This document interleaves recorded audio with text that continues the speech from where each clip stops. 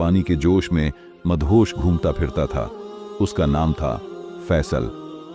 अभी कुछ ही बरस पहले तक वह मस्जिद की चौखट से भी दूर रहता था। न कोई इबादत, न कोई बुजुर्गों की संगत।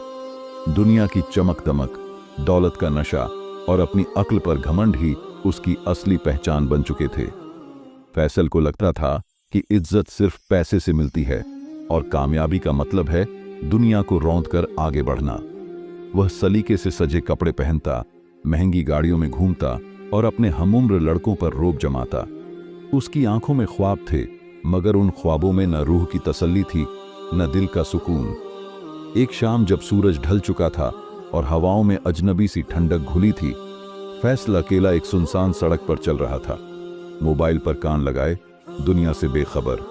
तभी उसकी नजर एक झुर्रीदार चेहरे वाले बूढ़े पर पड़ी, जो सड़क किनारे फटे पुराने कपड़े पहने नर्म मुस्कान के साथ बैठे थे। उनके हाथ में एक सादी सी लकड़ी की छड़ी थी और आंखों में अजीब सी चमक। फैसल ने सरसरी निगाह डाली और मन ही मन मुस्कुराया। बुजुर्ग हैं, शायद भीख मांगते होंगे। और बगैर सलाम किए, बगैर कोई तवज्जो दिए आगे बढ़ गया। लेकिन अजीब बात यह थी कि चलते चलते उसे एहसास हुआ कि जैसे कोई नर्म आवाज उसके दिल के अंदर गूंज रही हो, अदब करना सीख, वरना तुझे कभी असल कामयाबी नसीब ना होगी। फैसल ने सिर झटक दिया, बस वहम है। मगर दिल की बेचैनी बढ़ गई। पैरों में अचानक सुस्ती सी आ गई।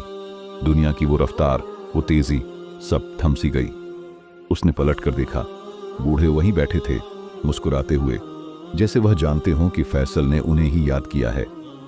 रात भर फैसल करवटें बदलता रहा। दिल में एक अजीब सी हलचल थी, जैसे किसी अनजानी सच्चाई ने दरवाजे पर दस्तक दी हो। अगले दिन जब वह फिर उसी रास्ते से गुजरा तो वह बूढ़े फिर वहीं मौजूद थे। इस बार फैसल के कदम अनजाने में ही रुक गए। बूढ़े ने निगाह उठाई और बहुत अदब से सलाम किया। सलाम अलैकुम बेटे। फैसल हिचकिचाया, फिर धीमे से जवाब दिया, वालेकुम सलाम। बूढ़े ने मुस्कुराते हुए कहा, बैठोगे कुछ देर? सफर लंबा है, मगर राह सही हो तो मंजिल तक पहुंचने में देर नहीं लगती। फैसला को खुद समझ नहीं आया कि वह क्यों उनके पास बैठ गया। शायद दिल की किसी गहराई में कोई पुरानी प्यास थी जो अब जवाब मांग रही थी। बूढ़े ने नरमी से पूछा, बेटे खुश हो? फैसल ने झूठी मुस्कान के साथ कहा, हाँ बहुत खुश। पैसे भी हैं, शोहरत भी, जिंदगी में जो चाहा पाया है। बूढ़े ने गहरी नजर से उसकी आंखों में झांका और बोले, दिल का सुकून भी पाया है। फैसल चौंक गया। वह जवाब नहीं दे पाया। जबान पर ताले पड़ गए। बूढ़े ने धीमी आवाज में कहा, दौलत से घर बनते हैं, दिल नहीं। शोहरत से नाम चमकता है, रूह नहीं। जो दिल के सच्चे नहीं, वो असल दौलतमंद नहीं। फैसल का माथा भीगने लगा। वह खुद से भागता था, मगर अब उसे खुद से सामना करना पड़ रहा था। बूढ़े ने अपनी लकड़ी की छड़ी से जमीन पर एक गोला खींचा और बोले, यह तुम्हारी दुनिया है। इसके अंदर जो कुछ भी है वो फानी है, मगर इसके बाहर एक और दुनिया है, रूह की दुनिया। वहां पहुंचने के लिए अदब चाहिए, अखलाक चाहिए और सबसे बढ़कर सच्चा दिल चाहिए। फैसल ने सवाल किया, कैसा अदब, कैसी तालीम?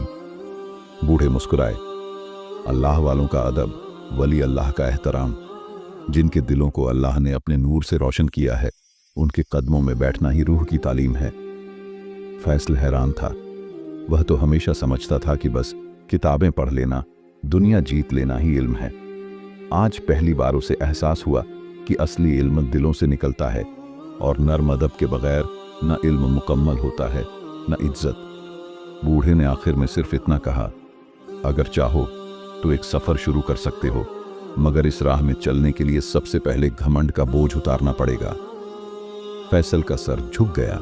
वह महसूस कर रहा था कि जैसे